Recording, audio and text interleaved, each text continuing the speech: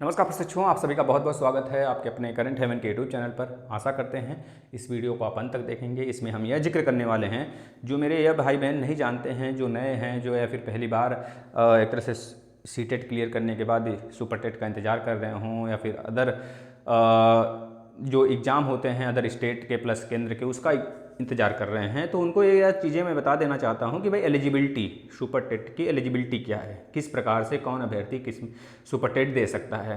क्या जिनका बैक लगा है वो भी बैठ सकते हैं या फिर नहीं बैठ सकते, है ना, या फिर जिनका 3 बार बैक लग चुका है उनका स्थिति क्या बनेगा, यहाँ पर क्या चीज़ें आएंगी निकल के। तो आप लोग अंत तक बने रहिएगा, हर एक चीज़ हम डिस्क्राइब करेंगे। चलिए, पहली चीज़ यह है कि देखिए, अगर आपको सुपर टेट में बैठना है तो बीएड या फिर डीएलएड आपका होना चाहिए, बीएड या फिर डीएलएड होना चाहिए, यह चीज़ें आपको पता होना चाहिए। बीएड और डीएलएड अगर आप किए हैं तो उसके बाद आपको दूसरे नंबर पर उत्तर प्रदेश में सीटेट भी अलाउ है और यूपी टेट भी तो अलाउ है ही।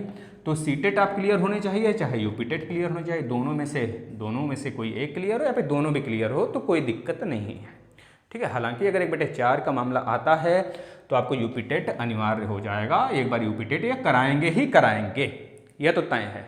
अगर सुपर टेट में 1/4 या अलाउ करते हैं तो निश्चित है, 100% है, कहीं भी कुछ भी नहीं जाएगा, आपको यूपी टेट देखने को निश्चित तौर पे मिलने वाला है। तो यूपी टेट क्लियर होने चाहिए, यह चीज़ें समझ लीजिए अगर 1/4 होता है तो। दूसरी बात यह है कि मेरे भाई, आप अगर डीएलएड में हैं तो बहुत सारे बच्चों को यह डाउट है कि पहले एक चीज़ हम इससे पहले बता देना चाहते हैं कि देखिए, अगर सुपर टेट आज मान लेते हैं, सुपर टेट मान लेते हैं आज 1 तारीख है, एज्यूम कर सकते हो आज 1 तारीख है, 1 तारीख यानी 1 जनवरी को जो आपका सुपर टेट है आता है वेबसाइट पर, ऑफिशियल आप देख पाते हैं 1 जनवरी, और दोपहर में 12 बजे ये चीज़ें आपको देखने को मिलती हैं। दोपहर में 12 बजे आपको यह चीज़ें देखने को मिल जाती है वेबसाइट पर कि हाँ, शिक्षक भर्ती आ चुकी है।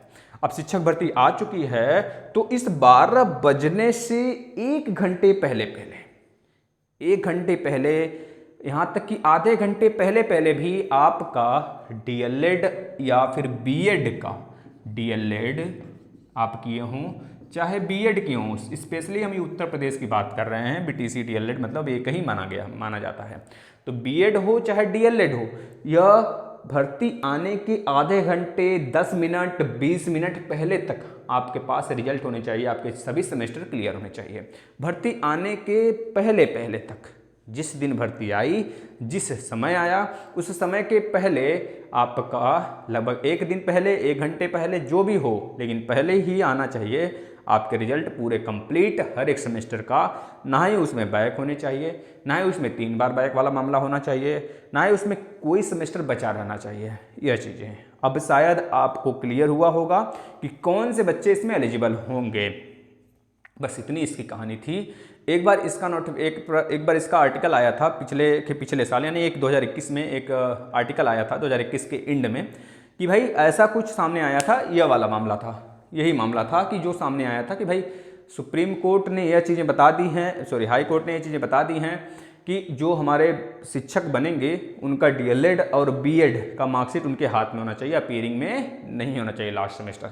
ये ऐसा आप समझ लो कि लास्ट सेमेस्टर में हम अपीयरिंग में हैं, मेरा नहीं क्लियर हुआ है, क्लियर हो जाएगा भविष्य में, मैं शिक्षक भर्ती में बैठ जाऊँ, शिक्षक भर्ती कंप्लीट हो जाए। अब फंस गया वो किस में भाई, हाई कोर्ट में, सुप्रीम कोर्ट में, हाई कोर्ट में फंस गया मामला। अब जब तक वो मामला क्लियर होता है तब तक इधर हमारा जो है डीएलएड और बीएड कंप्लीट हो जाएगा, जो सेमेस्टर बचा हुआ है, और मैं पेपर दे लिया हूँ तो मैं आसानी से उसमें एलिजिबल हो सकता हूँ, एंट्री कर सकता हूँ। तो ऐसा कुछ नहीं इस बार है, आगे भी ऐसा ही है कि आपको कम से कम उस दिन तक, जिस दिन आएगा आपका शिक्षक भर्ती, उसके 1 दिन पहले, 1 घंटे पहले आपका मार्कशीट आपके हाथ में होना चाहिए, आपके सारे सेमेस्टर क्लियर होने चाहिए।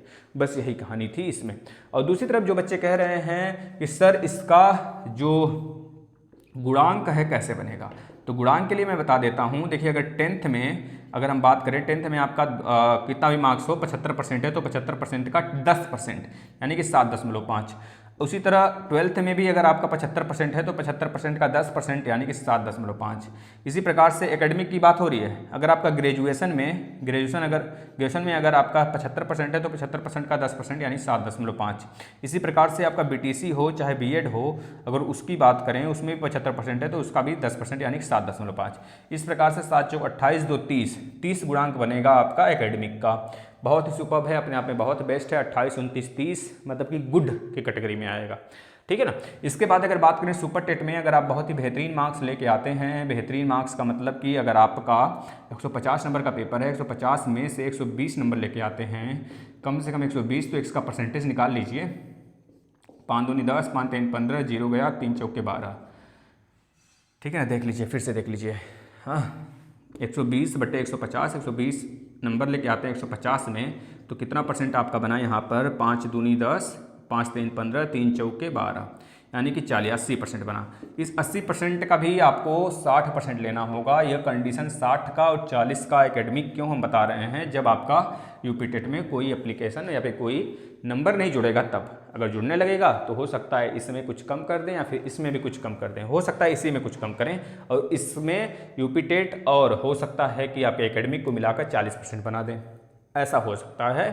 और इसके बाद अगर 80% आपने अभी तक जो है उसके आधार पर सुनिए, अगर 80% आपका आया है तो 80% का 60% निकालिए। 80% का 7% यानी कि 6 7 42, 6 8 48, 48 गुणांक किधर आया और 30 गुणांक आपका एकेडमिक का। इस प्रकार से देखेंगे 78 गुणांक बहुत ही सुपर्ब है, आपका सिलेक्शन श्योर है आपके डिस्ट्रिक्ट में, आप जहाँ चाहोगे वहाँ हो जाएगा। यह चीज़ें आपको सामने देखने को मिल रही हैं, ठीक है ना। यह चीज़ें थी पूरा का पूरा मामला, कैसे आप एलिजिबल होगे, कब होगे और कितना होगा गुणांक, कितना लाना पड़ेगा, ठीक है बच्चों। चलिए धन्यवाद। अगर और कोई भी डाउट हो तो कमेंट जरूर करिएगा, इसका सुझाव आपको जरूर दिया जाएगा वीडियो के माध्यम से। धन्यवाद।